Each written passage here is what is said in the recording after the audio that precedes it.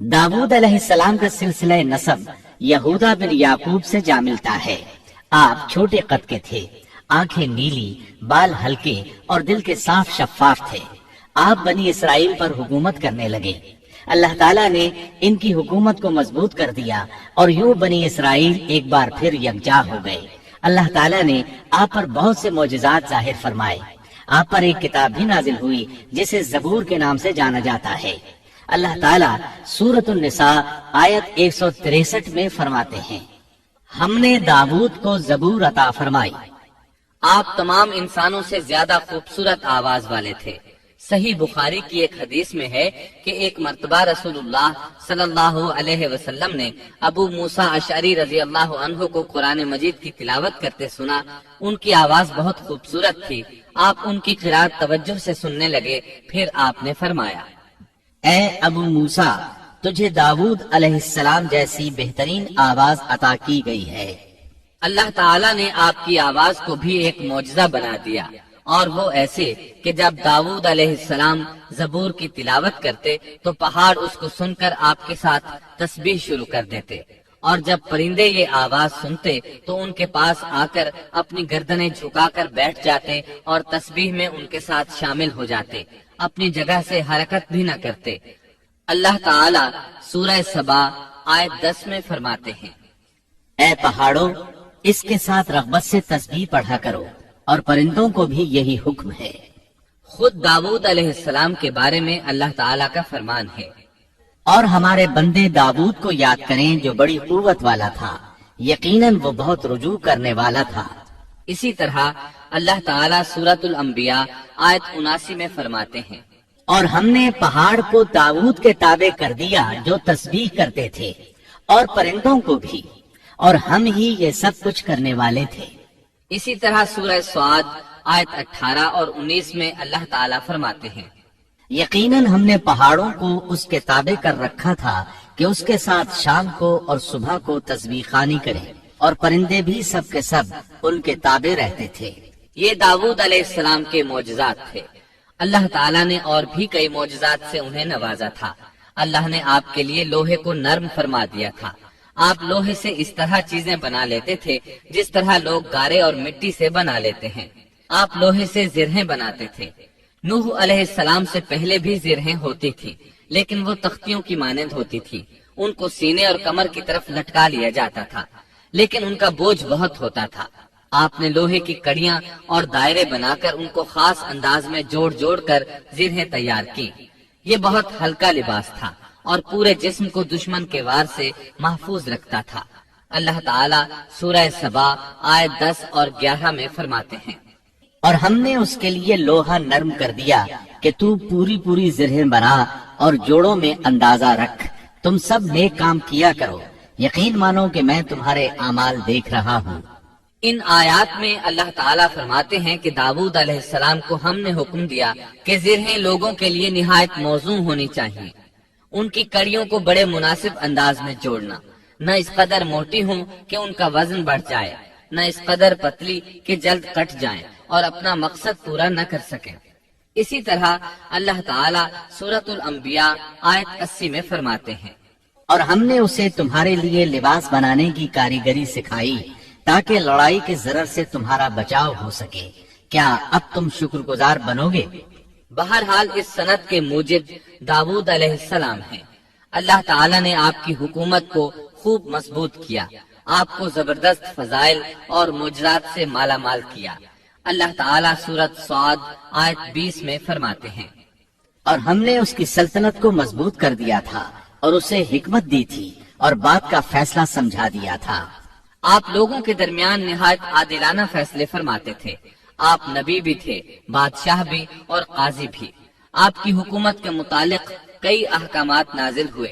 इनमें से कुरान मजीद में एक हुक्म अजीब अंदाज से आया है। हुआ यूं कि आपने इबादत और अदालत के लिए औकात मुकर्रर कर रखे थे। इबादत के लिए एक जगह बनवा रखी थी। दिन में फैसले करते, रात को इबादत। जब इबादत करते तो किसी को उनके पास आने की इजाजत नहीं थी। एक रोज ऐसा हुआ कि 2 आदमी बगैर इजाजत अंदर आ गए। दरवाजा बंद था, लेकिन वो दीवार फांद कर अंदर आ गए। आप डर गए कि कहीं हमला आवर न हो। اللہ تعالیٰ سورۃ صاد آیت 21 اور 22 میں فرماتے ہیں، اور کیا تجھے جھگڑا کرنے والوں کی بھی خبر ملی جبکہ وہ دیوار پھاند کر محراب میں آ گئے؟ جب یہ داؤد کے پاس پہنچے تو وہ ان سے ڈر گئے۔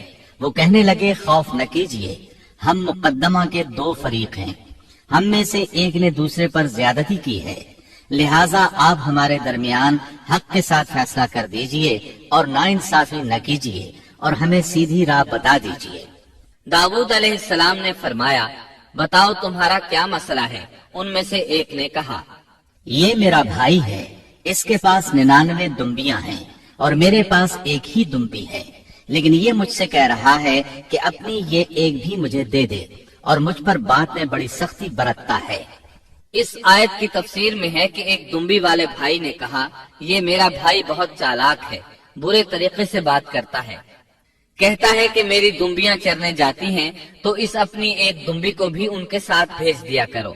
جب میری دمبی اس کی دمبیوں کے ساتھ آنے جانے لگ گئی تو اب یہ کہتا ہے کہ یہ بھی میری ہے، اب میں خالی ہاتھ ہوں۔ اس طرح میں اس کے ظلم کا نشانہ بن چکا ہوں۔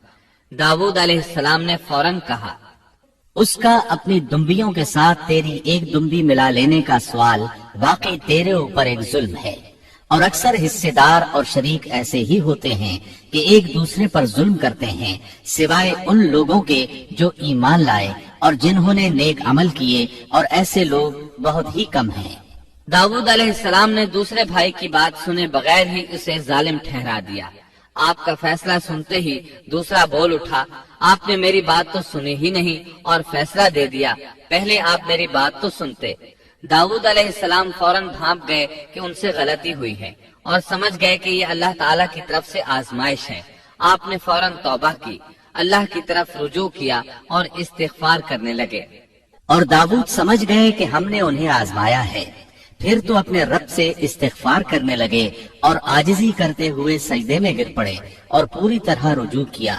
بس ہم نے بھی ان کا وہ قصور معاف کر دیا، یقیناً وہ ہمارے نزدیک بڑے مرتبے والے اور بہت اچھے ٹھکانے والے ہیں۔ اس کے بعد اللہ تعالیٰ سورۃ صاد آیت 26 میں فرماتے ہیں، اے داؤد، ہم نے تمہیں زمین میں خلیفہ بنا دیا، تم لوگوں کے درمیان حق کے ساتھ فیصلہ کیا کرو اور اپنی نفسانی خواہش کی پیروی نہ کرو، ورنہ وہ تمہیں اللہ کی راہ سے بھٹکا دے گی۔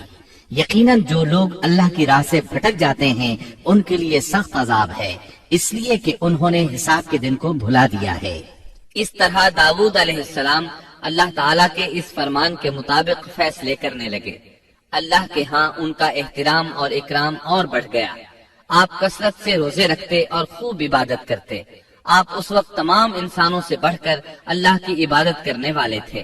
امام بخاری نے ایک حدیث نقل کی ہے جس کے الفاظ کچھ اس طرح ہیں، اللہ تعالیٰ کے نزدیک سب سے محبوب نماز داؤد علیہ السلام کی نماز ہے، اور اللہ تعالیٰ کی طرف سب سے محبوب روزہ داؤد علیہ السلام کا روزہ ہے۔ وہ رات کا آدھا حصہ نیند فرماتے، اس کے بعد تہائی رات قیام کرتے اور رات کے چھٹے حصے میں سو جاتے تھے۔ ایک دن روزہ رکھتے اور ایک دن روزہ چھوڑ دیتے تھے۔ لڑائی میں جب دشمن سے مقابلہ ہوتا تو بھاگتے نہیں تھے۔ اس حدیث میں نفل نماز یعنی نماز تہجد اور نفلی روزے کا ذکر ہوا ہے۔ بہرحال یہ وہ صفات ہیں جو داؤد علیہ السلام کے بارے میں حدیث رسول میں آئی ہیں۔ اللہ تعالیٰ نے سورہ سبا آیت 13 میں ان کی تعریف کرتے ہوئے ان کی آل کو اللہ کا شکر ادا کرنے کا حکم دیا۔ اے آل داؤد، اس انعام کے شکریہ میں نیک عمل کرو۔ داؤد علیہ السلام کی ایک صفت یہ تھی کہ آپ بہت شکر گزار تھے، اور ایسے لوگ کم ہی ہوتے ہیں، جیسا کہ سورہ سبا آیت 13 میں اللہ تعالیٰ فرماتے ہیں، اور میرے بندوں میں سے شکر گزار بندے کم ہی ہوتے ہیں۔ داؤد علیہ السلام میں جیسے دیگر بہت سی خوبیاں تھیں، وہاں ایک بہت عظیم خوبی یہ بھی تھی کہ وہ ایک بادشاہ ہونے کے باوجود ایک درہم بھی سلطنت کے بیت المال سے نہیں لیتے تھے۔ اپنا اور اپنے اہل و عیال کا بوجھ خود اٹھاتے تھے اور اپنی محنت اور ہاتھ کی کمائی سے حلال روزی حاصل کر کے اپنے اہل و عیال کو کھلاتے تھے۔ داؤد علیہ السلام کی اس عظیم صفت کو نبی کریم صلی اللہ علیہ وسلم نے یوں بیان کیا ہے، صحیح بخاری میں ہے، کسی انسان نے اس شخص سے بہتر روزی نہیں کھائی جو خود اپنے ہاتھ سے کما کر کھاتا ہے۔ اللہ کے نبی داؤد علیہ السلام بھی اپنے ہاتھ سے کام کر کے روزی کھایا کرتے تھے۔ بعض مفسرین بیان کرتے ہیں کہ داؤد علیہ السلام دعا مانگا کرتے تھے کہ اے میرے اللہ، کوئی ایسی صورت پیدا کر دے کہ میرے لیے ہاتھ کی کمائی آسان ہو جائے، کیونکہ میں بیت المال پر اپنا بوجھ نہیں ڈالنا چاہتا۔ تو اللہ تعالیٰ نے آپ کی اس خواہش کو اس فضیلت کے ساتھ قبول فرمایا کہ ان کے ہاتھ میں لوہے کو موم کی طرح نرم کر دیا، جس سے وہ زرہیں بناتے اور انہیں فروخت کر کے اپنے اہل و عیال کی کفالت کرتے۔ داود علیہ السلام نے کتنی عمر مبارک پائی، اس میں اختلاف ہے، چنانچہ اس کے متعلق مورخین کے اقوال کے علاوہ کوئی مستند بات نہیں ملتی۔ عبداللہ بن عباس رضی اللہ عنہما فرماتے ہیں کہ داود علیہ السلام کی وفات ہفتے کے دن اچانک ہوئی۔ وہ ہفتے کے دن مقررہ عبادت میں مشغول تھے اور پرندے قطارے باندھے ان پر سایہ فگن تھے کہ اچانک اس حالت میں ان کا انتقال ہو گیا۔ اس کے بعد آپ کے فرزند ارجمند نے امور سلطنت کو سنبھال لیا۔ یہ سلیمان علیہ السلام تھے۔